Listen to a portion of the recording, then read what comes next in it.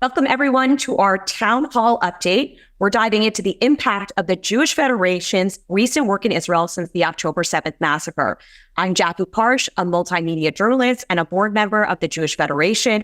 Joining me this morning is Rabbi Noah Farkas, president and CEO of the Federation, Orna Wolens, chair of the board, and Aaron Goldberg, the Federation's senior vice president and director of the Israel office. Aaron also leads the Federation's work on the ground in Israel. Following our discussion, we'll address any questions. Webinar participants can use the Q&A feature. Over the last 118 days, our Federation has swiftly responded to Israel's urgent needs. Here is a video showcasing some of our extensive work.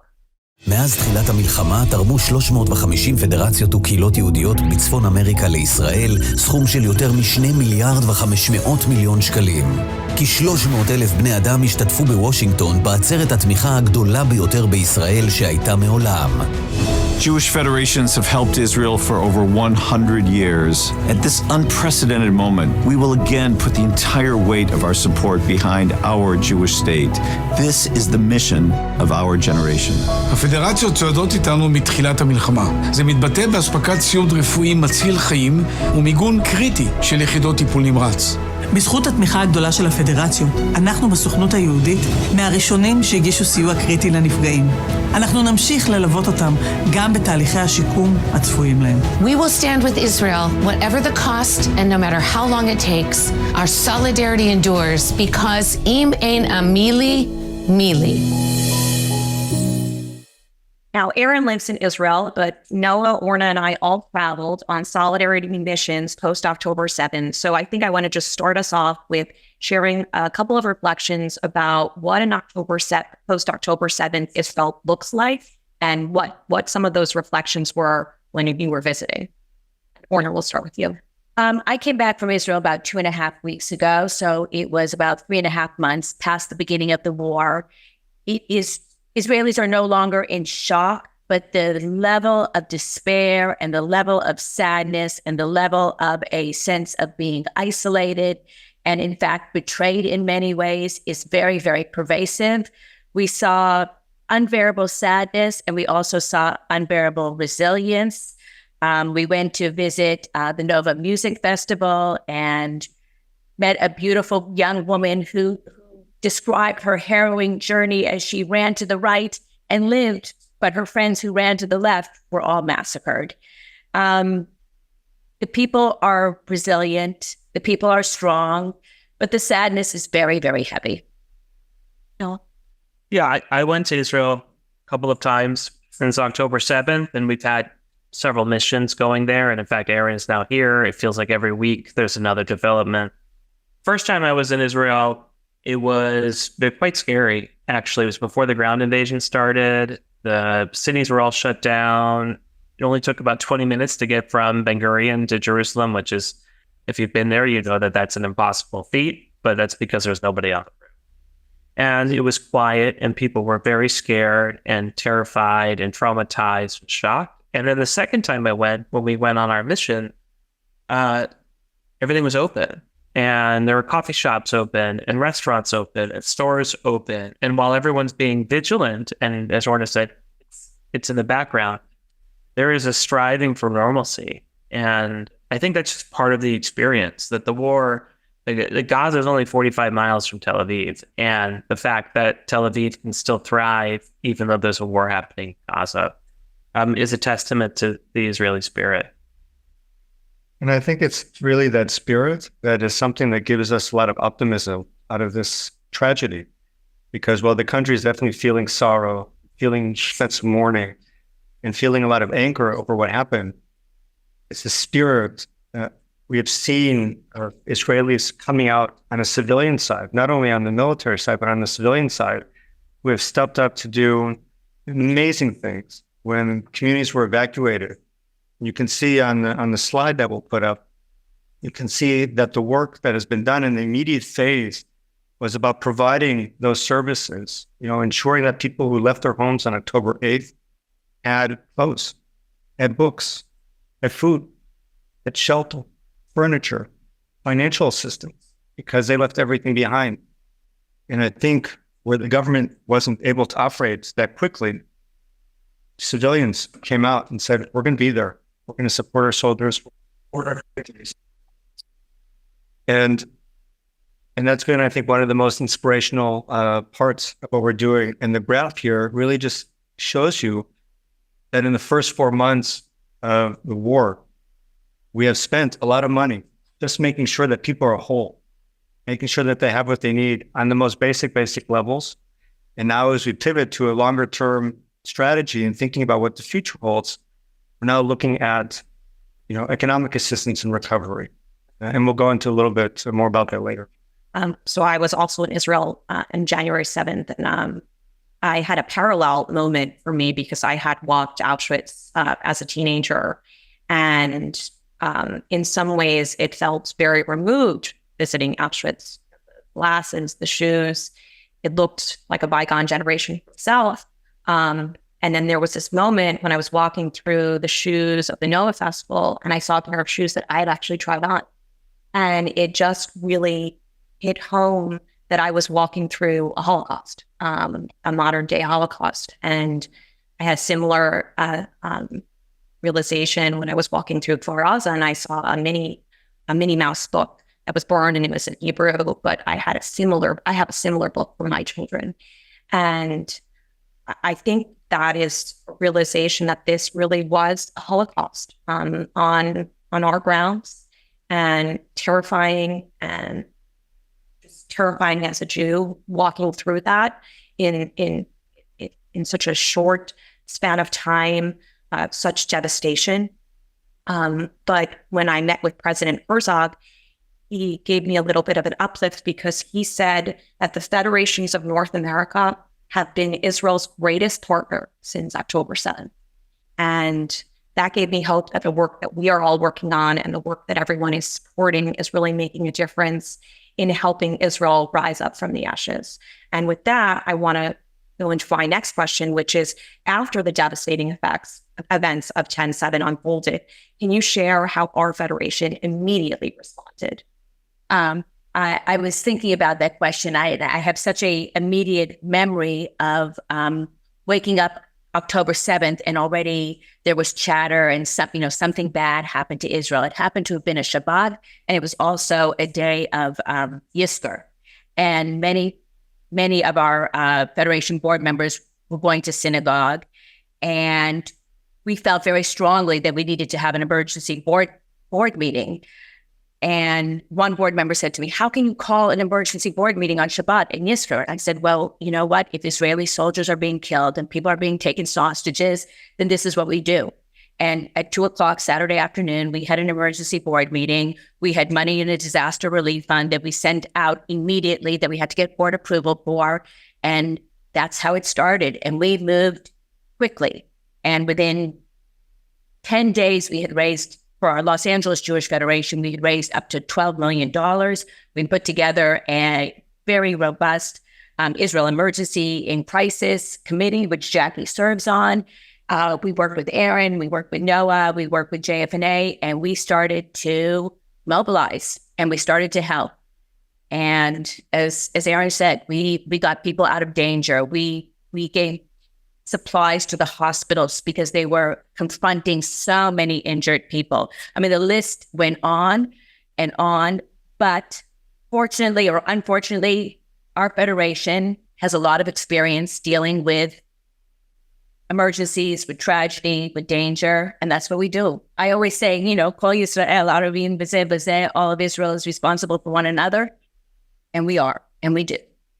Now, I'd like to add that one of the reasons why we were able to be so effective on October 8th, including convening the LA Jewish community the night of October 8th for the first sort of vigil and rally that had 4,000 people involved with it, was because this is what Federation's purpose is in many ways. And we were working in Israel on October 6th, and we were working in Israel October 5th, and we've been working to help support and create the state of Israel for over 100 years. And so we have the muscles to do it. And the reason why we could be the first on the ground, helping Israelis evacuate everything from, as Aaron said, clothing, emergency food needs to diapers to paying for funerals and helping making flight arrangements so that family members of victims could come in was because we've been there at the very beginning.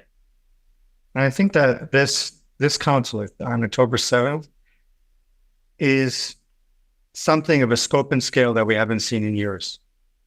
And as it unfolds, we're every day discovering new needs that are evolving. In the very, very first phases, it was making sure that people were safe and getting them out of their homes, out of danger, ensuring that they had a place to sleep, ensuring that their families were safe, giving them the hug and embrace that they needed.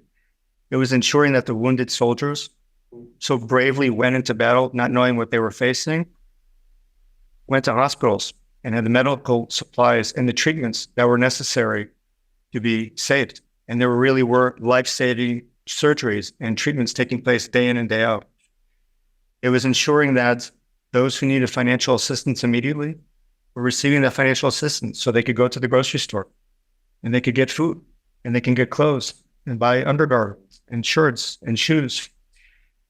And as time goes on, we are seeing that those needs evolve, whether it's educational needs, whether it's trauma needs. The whole country is living in trauma right now. We haven't even reached the post-trauma stage, but we're going to get there. And so we need to be as nimble as possible, as thoughtful as possible, so we're able to respond as those needs evolve over time. Orna, you mentioned the millions of dollars we've raised in the initial first few days after October 7th. To date, the Jewish Federation of Greater Los Angeles has raised $36 million, and all of the federations of North America collectively have raised over $770 million. How have diaspora Jews met and continue to meet this moment of need for our brothers and sisters in Israel? I will say that the outpouring of love, the outpouring of generosity, of support, of concern has been astounding and remarkable and very heartwarming for us who work in Jewish leadership and for the Israelis. They very much feel a sense of we are all part of a big Jewish peoplehood, and there has just been enormous solidarity and enormous unity, which is sort of a little sliver of positiveness and hope in this time of crisis. I think American Jews have also felt this very personally, on a very visceral level.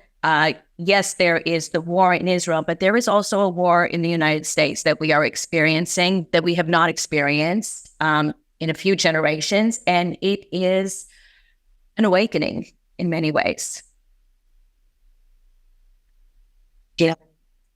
I think that Israelis are overwhelmed by the connection and by the support and the empathy that the American Jewish community, the global Jewish community has provided. And the work that we do with people that come from Los Angeles and they visit the communities, the first thing they say is thank you. Thank you for coming here. Thank you for being present. Thank you for not abandoning us at our time of need. You know, for years, we have seen a little bit of a distancing between our communities. And this is a reminder for everybody how much we need each other. When we bring missions from LA, whether it's elected officials or educators or community members, all of that is about strengthening the bond and the connection between our communities, among our people. And that work has to continue, and it is continuing. And just a few weeks, we have elected officials that are coming to Israel that we're bringing as a federation. We have other community members that are coming day in and day out. And for Israel, that message is so important that we will stand with them. No, but the first few weeks, I remember our federation organizing cargo planes filled with medical supplies and all sorts of other supplies, diapers, and everybody was texting or WhatsApping to try and get these cargo planes that our federation organized off the ground into supplies to Israel. But we know that the needs are greater than just the supplies we sent in the first 2 weeks. Can you share what are those needs that we are identifying, and how do we identify new needs that are arising as the situation evolves? Well, you're absolutely right. And I think people, out of the sense of wanting to help, are really there and present. We have, every day, we're monitoring how the situation evolves. We're understanding where people are. When they first evacuated to hotels, people were in shock and survival mode. Now they're past survival, The war is ongoing. The army is doing what it needs to do in Gaza, and their needs change. And so one of the areas that we've focused a lot of attention on is creating frameworks, educational frameworks for young children and families who are living in hotels. Just think about the numbers are astronomical. We've had 200,000 Israelis who have been evacuated from their homes to hotels and kibbutzim all across the country. Just one example, in Kiryat Shmona, where there are 24,000 residents, 21,000 residents have been evacuated to 220 hotels all around the country. So these communities are broken and they need support. They need help. We've invested, and in a minute we'll show a video, a little bit about the work that we're doing on the ground and some more numbers. But we've invested a significant amount of resources in ensuring that in each of those hotels where the evacuees are staying, there are teachers that are there so that kids wake up in the morning, that there are afternoon activities through some of our partners like Unistream and others that are providing teens with something to do that occupies them between 6 and 12 at night instead of getting into at-risk behaviors, whether it's sexual misconduct or substance abuse or violence. We're providing trauma care for families because they don't know how to process what they experience. I mean, you related to what you saw when you went through Be'eri, that these families lost the most sacred thing that they believe in, which is the basic sense of security and safety. And so how do we restore that sense of trust, sense of safety? And we need to embrace them everywhere that we can to mitigate the long-term effects of trauma that are going to be with them for a lifetime. Oh, I was just going to say that one of the places that I went to 2 weeks ago was the Orient Hotel in Jerusalem, which is a very lovely, luxurious hotel that I stayed at. And it is now filled with 500 evacuees from which kibbutz? Orna. From Orna, which is a kibbutz that actually has not been destroyed, but they had to evacuate. And the lobby was filled with playground equipment. Every conference room had been changed to becoming a preschool classroom. There were babies. There were teenagers from the kibbutz who were babysitting. There were teachers there, and it was vibrant and it was alive. But people were talking to us very openly about their desire to go back. One woman said, I can't wait to get back home, but my 18-year-old daughter flat out refuses to ever go back. So what do I do? So there are, deep personal questions, and then there are enormous questions on rebuilding and revitalizing and creating a sense of personal autonomy, creating a sense of safety. I mean, we are sort of functioning on immediate needs, and we're functioning, how does one rebuild it, with very profound questions of how do we rebuild a country and a community so it can thrive. So I think the only thing I'll add to that, just taking like a larger step back, is that the war that we're experiencing now in the mind of Israelis is existential at the same level as 1948. And I think for the American Jewish community really needs to understand that the sense of security, safety, the sense of home, the sense of clarity, of purpose, it's all been called into question since October 7th. And that what that means really is that this is not a flash in the pan. October 7th to now 119 days is the first 119 days. My background before, many years ago, I worked on recovery for Hurricane Katrina. It took 5 years to recover from a 5-day event. Just think about how long it's going to take for our country to recover after 119 days. That's still ongoing, and in many ways in the North hasn't even started. And which means we have to stay the course. But as I said at the beginning, we've always been there and we will always be there. We're not the organization that comes in, does some work, and leaves. We are in it for the long term. Like you mentioned, this is so existential for so many Israelis, and many who I spoke with when I was in Israel described a fear of being in their own homes. And if we don't have Israelis return to their homes, we lose parts of Israel that we've had generations. And those have been, our fiercest advocates for the country. And it's, devastating to feel that trauma of not just a physical trauma, but a mental trauma, and to put yourself in that situation. Yes, what if a murderous terrorist came into my home? Would I be able to return to that home and live there and raise a family there with my children fearing for the unknown? And I think our federation is really working to unpack that, because it's also hard to just say, we'll go back, we'll be safe. You have to unpack that mental trauma as well as work on it and reassure them that not only will the state of Israel be there for them, but American Jews will be there for them as well. It's never evolving situation. We have the evacuations from the north. We have been extremely nimble in shifting, our priorities and our efforts. And maybe we can all describe some of that work and how we are able to do that, especially during this evolving situation. I'm wondering if now is maybe just a good moment as we start digging deeper, show the video quickly on some of the way that we're approaching this.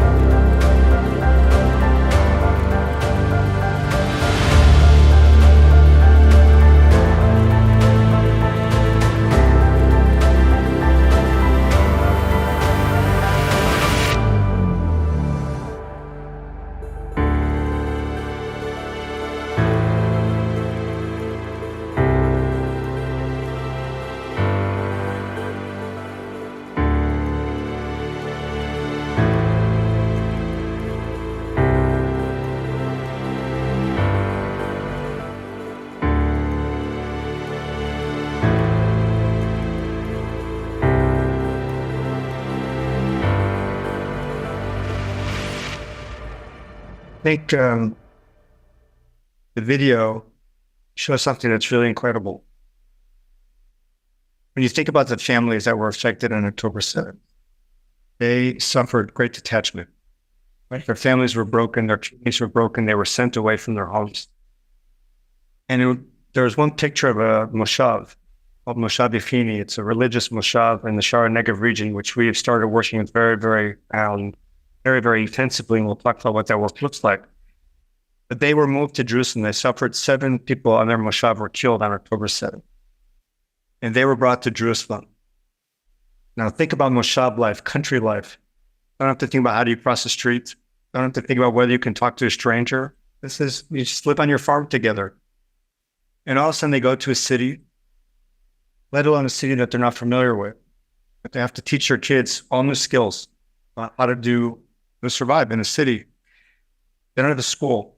And in many of these places, we worked with an organization called Chotan, which is essentially the Israeli equivalent to Teach for America. And what they did is they brought in educators from all around the country because schools broke apart. Teachers who used to live in that region went with their communities somewhere else, and they were no longer there. And so they brought in teachers and principals and set up schools for them all over the country. And when they moved from one place to the next, because in some cases, or as you referenced, this other kibbutz Orna, they started in Tiberias and they were moved to Jerusalem. You can't separate people more from the people that they're working with, right? They already separated from family and friends. Now you want to separate them from teachers. And there was one extraordinary woman, it's just an example, who came from the Golan, principal from the Golan, who came to work in Tiberias with the school, the kids from Orna. Then when they moved to Jerusalem, she went with them to Jerusalem. She said, I can't stop working with these kids and have them face separation again. And now as they're going back to Orna, hopefully on March 1st, she said, I'm going to come with them to finish out the school year.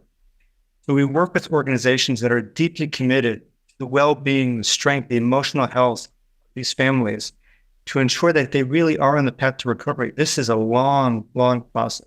You saw in that video as well, the distribution of computers. People left their homes. They left their communities. They left their friends. So how do you communicate with one another? How do you interact with one another? How do you study? And so we provided thousands of computers for evacuees all around the country to ensure that they had the most basic tools they needed to be successful in starting the process to learn again, connect again. And constantly we're looking at these needs as they exist. There's another slide we'll put up in a second that relates to what are the areas in which we decided that we want to work. How are we breaking down the work and thinking about the work that we do? In the first few days, like I said, we were providing medical support, making sure that first aid teams that were in the kibbutzim and saw the most unspeakable things, not only were able to treat others, but were able to treat themselves emotionally and with the trauma care that they needed. We have hostages for the first time that we're dealing with, we've never dealt with before, 240 hostages that were taken into Gaza, the families that need support. We are now looking in the long term for economic recovery because at the end of the day, these communities will not survive if they don't have economic engines that will draw young families back to the region. And so we have supported a loan fund that was created to be economic backstop for capital to go to the field to help independent business owners, entrepreneurs, resume business activities because they have been decimated. And so we are standing with them through all these different pieces. You saw shelter repair. Right now, while everyone is talking about the South, Hezbollah is sending hundreds and hundreds of rockets into the north of Israel. And without shelters for people to go into, they don't have safe rooms in their houses. These are old buildings. Without those shelters, they have no future. And so we prepared those shelters, emptied them out, repaired them, renovated them to ensure that thousands and thousands of families have places to go to have that basic level of safety that they need. These are the areas that we started to work in. And as we continue, we will continue to look at other areas as well. I just add that from the video, you might have seen a couple of community rabbis at the beginning of the video. I think it's also important just to note out is that not only is this an unprecedented crisis for the Jewish people and for the state of Israel, it's also been an unprecedented response. It's the largest mobilization of the global Jewish community in our history. You talked about the funds, but let's talk about the people for a second. We are now working with congregations and agencies across LA, and not just LA. We're Ventura County, Orange County, San Diego, really coordinating together for this Sha'ar HaNegev partnership. And we're also unprecedented commitment to transparency. So all of the funds that are being allocated are right on our website, jewishla.org. They're updated about weekly. That's how often the committee meets, and right down to every dollar. You can just go to jewishla.org and see the National Federation system, which has done incredible work, putting hundreds of millions of dollars to work. And you can see the specific projects that we as an LA Federation are doing in addition to the national system right at jewishla.org. And we promise to continuously update that through the crisis. As Orna mentioned, I'm on the Israel Emergency Fund Distribution Committee for Los Angeles. And I remember we had worked out the schools. And then a couple of weeks after that was worked out, we realized we needed computers. And it was an immediate mobilization. And that's what we have been so nimble in our organization and our identification of efforts that are needed or needs that we need to pull, that we need to fill. And the funds go out immediately. We needed computers. We got 1,000, the next week. And it's really just shows how quickly we are moving to address the needs of the crisis as they arise, and how we can approach this thoughtfully and also in a full way where we're not just providing schools, but we're also doing full wraparound services at the same time. What would you say are the key indicators that we're going to be using to assess the impact of our relief efforts, both on the immediate and the long term? Well, the first thing I think is the ability for communities to return home and resume some sense of normalcy. Both of you have mentioned about this partnership that we've created with Sha'ar HaNegev. Maybe that is the example that we should be using about. Explain exactly what Sha'ar HaNegev. So Sha'ar HaNegev is one of the 5 regions around the Gaza Strip. It's a region guess the equivalent of a county here in Israel. It has 12 kibbutzim and moshavim, about 12,000 residents. On October 7th, the mayor of that region was killed, his son and his mother, all residents of Kfar Aza. They lost another 8 members of the municipality. Countless others were kidnapped. They're still being held hostage in Gaza. Within that region, you have Kfar Aza, which lost 60 members, over 60 members of its kibbutz that day. Nachal Oz lost another 16 members. I mentioned Yafini and others. And so it's a region in trauma. It's a region that's been devastated. It's a region that has lost a lot of its resilience. And we have decided as a community that we are going to be working with this region in the years to come to ensure that they are back on their feet, that they're growing. People forget that for the last 20 years, even though Israel's been dealing with incessant rocket fire, that region has more than doubled in size. And today there's a big question. Will those families come back? Will they continue their lives in that region? And Israel can't afford to give up that region. We need those people to come back home. And even if it's not them, we need other young families to come back home. So part of what we will consider a success is, one, how do we ensure that the municipality is functioning in a way that not only returns it to where it was on October 6th, but has it excel and use this tragedy, unfortunately, as a springboard to a better future? The second piece will be the economic resilience of the community. As a region, are they creating new businesses? Are they enabling entrepreneurs to come back and provide for their families? Third, what resilience infrastructure? How are we enabling the long-term trauma care of these residents? They will need it for a lifetime. And we can't underestimate what that means, the investment that's required to make that happen. It's not just about therapy. It's about how do you create therapeutic spaces, educational therapy sessions? How do you create public spaces, natural spaces, therapeutic riding and petting zoos, and all the other infrastructure that's needed to provide people with mental health, strengthen the mental health that will lead them to a better future. That's the third area that we're going to focus on a lot, and that will require significant resources. And I think the last thing is, what is our connection? Ongoing connection. What are we doing to ensure that this isn't just about investing money? This isn't just about helping Israelis, but this is using the moment to ensure that our communities remain connected and intertwined and deeply involved in each other's lives for a long time, whether it's making sure that kids from that region come to summer camps in Los Angeles, making sure that teens from Los Angeles go and visit the region, are intricately involved in their lives moving forward. And I think those are the areas that we're going to measure ourselves on, see that this recovery is done. One of the communities in the Shahar HaNegev is an absorption center of new Olim from Ethiopia. So that is one thing that struck me as well. Here you have people that came to Israel with hope, with years of longing to be back in our homeland, and they weren't safe. And I think there is very much that feeling at every moment that Israel must remain a safe haven. It must remain a place of refuge for all Jews who need it. And I think that's something that we all feel in our hearts, that we are a unified Jewish peoplehood, and we work together. And as you said, we must maintain the relationships between our children, the Israeli children, between our families and the Israeli families. And I do feel that people care about that very, very much now in a way that is new and hopeful.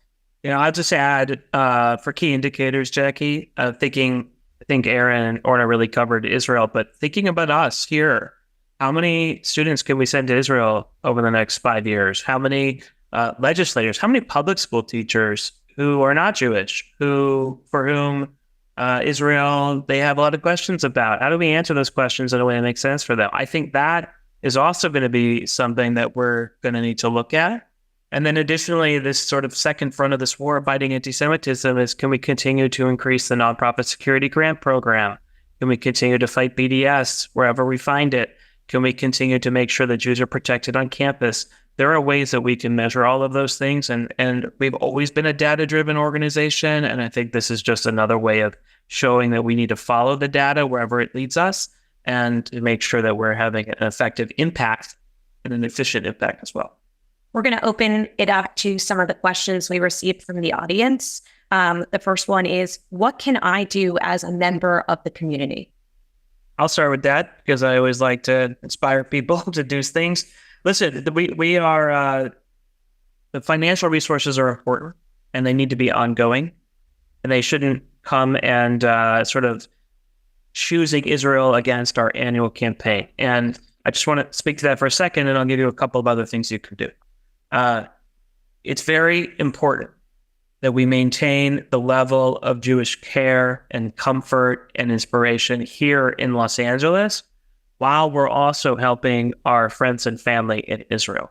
We can't say to a Jewish kid here, you can't go to day school or you can't go to summer camp because the funds are now being spent in Israel. We can't go to a Holocaust survivor or a frail adult and say, we don't have the funds to help bring you a hot meal or to bring you social company in the last years of your life because those funds are going to Israel. We can't tell a community, we can't do training with you today or do a site assessment for you today, so you're going to be a little less secure because the funding is going to Israel. So things really have to maintain a balance, and we have to maintain that this is a yes and kind of conversation, not a this or that conversation. The second thing, which I think is really important, and you can find this information out through our community engagement portals, is that we have to make sure that Israel's relationship with the United States, both politically, economically, socially, culturally, are at the highest of all possible levels. So there are folks that you can engage with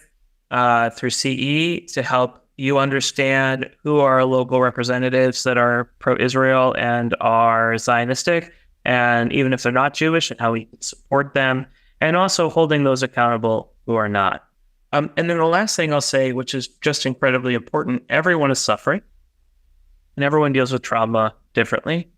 And one of the things you can do is to make sure you reach out to your friends, to your family, to your community members, maybe Israeli Americans that are living here in the Southland that you don't actually know, and check in with them. We're one community, we're one people, and we can't fight this as a group of individuals. We have to fight this together as a unified people. I'm going to add something to what Noah said. I think one thing a statistic that always scares me is what a small percentage we are of this greater American population. We're only 2.4% of the 355 million. And we need friends and allies, and those people who do stick up for the Jewish population, the Jewish community, Israelis, they deserve a thank you. I think that simple gesture of being thankful for whether it's an elected official or a public servant, a pastor, anyone who really helps us in this moment deserves a thank you. And it's a free gesture, and it doesn't take much to do. And I know that everybody is appreciative of it. And to do so means a lot to the person receiving it. Absolutely. I would just add one last thing. We are facing an unprecedented situation as it relates to the hostages as well. And I think that there's a moment in time where our community members can find their voice in trying to secure the release of hostages, whether it's reaching out to elected officials, whether it's reaching out to clergy, whether it's reaching out to fellow congregational or community members, and say, and humanize, who are these people behind the picture?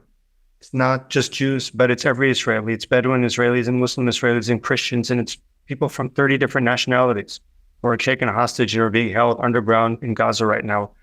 And I think that's just one other way that people can feel connected. You know that they're doing it every day. Send a note to the White House, send a note to your Congress people, send a note to your representatives. Say, we need you to continue pushing to secure their release. We have a question about trauma care, specifically for young children. Can you share more about what is happening?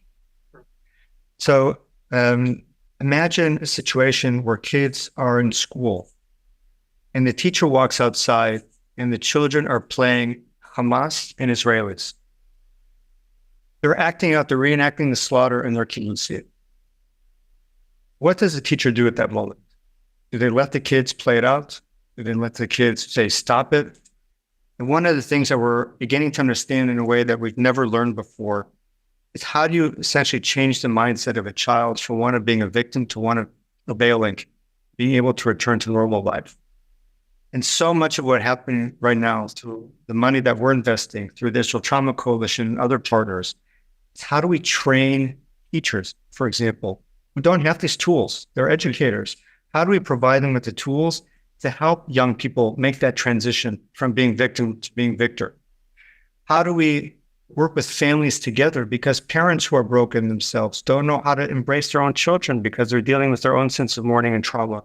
So how do we create experiences that are therapeutic experiences? We supported an effort in different evacuation sites across the south of Israel that there were workshops for parents and children together to paint, to sculpt, play sports, to do yoga. And it's not just the activities, the togetherness, because those bonds have to be reestablished. We forget that children have lost their trust in their parents' ability to provide them with safety. And so we have to help establish and reestablish those connections again so that they trust them. And so part of what we're doing is embracing them that way as well, to help rebuild those bonds and ensure that they do feel a sense of security and safety. Those are just a couple of examples of what's happening in the trauma space with children. I never like to say this, but this might be a hard one to answer. Can you share where you see the greatest impact the Federation is making during this crisis? I see so many areas. That's what I'm saying. The Federation is To answer. huge impact. And so maybe instead of trying to identify one, maybe I'll give you my top three. Okay. Okay. If that's acceptable. So the first, certainly with evacuees. I mean, there is no greater challenge facing the country right now, dealing with 200,000 people that have in this space and don't necessarily know when they will be able to go back. Broken families, people who don't have their communities, children who are lost, parents who are not able to provide. And I think the Federation has done extraordinary work with the educational partners, Tom, Torah Israel, Ronfel Weiss, in helping create those educational structures that enable parents to have 3 minutes to breathe during the day when their kids are safe and they know that they're safe. Provide children with the space that they need to be children. Provide teens with the ability to be teens. Teens generally don't like to be with their parents, but this is especially important now to give them the space to be teens. So that space, I think we've done extraordinary work, and we will continue to do that as long as there are evacuees on the ground, both in the south and in the north. The second space, I think, is really around trauma care. This is going to be a long game, trauma care. Right now, people are in survival mode. They don't really have the space even to think about it. And I think as we start transitioning into a longer period of time, thinking not just the immediate, but the midterm and long term, we are doing extraordinary work, and we'll continue to ramp that up because the whole country, even those who don't live in the kibbutzim, have experienced trauma. 350,000 families of reservists who were called up as they return home. They have seen unspeakable things in Gaza, and they need help when they return home to reintegrate into normal life and the families to absorb them. So there are so many different layers to what trauma care looks like. Those who are wounded, we need to recover not just from the physical injury, but the mental and the mental health aspects of their injuries and their wounds. So that's another space that we have started investing in very significantly, and we will continue to invest in the long term, again, as these needs unfold. And then the third area is actually not a specific area, but a general statement, which is we have done this extraordinary partnership with Shara Negev, which will continue to grow. We will support this region, and it will really blossom. I believe it really with all my heart that this area will bloom again and families will come back. But there is one area that we have to look at very, very carefully, and we started to do that, which is the wounded. We have so many people that have been wounded, physically wounded, will require long-term rehabilitation, mentally wounded. It will require long-term mental health support. Now, I'll just give you one example of this. There is an extraordinary professor of law who started the Civil Commission on the investigation of sexual crimes that were committed against Israelis by the work that she's doing to uncover and document and archive all of what's happened, rape, sexual violence against women and men, is unbelievable, and it's humanizing what's going on. And I think these are examples of spaces that we will need to go into as we move forward. I want to thank our panelists and all who tuned in online. Our Federation is making meaningful impact in Israel, addressing the great needs with care, and your giving and continuous support make that all possible. As we say in Hatikva, Od lo avda tikvatinu, our hope is not yet lost. Thank you.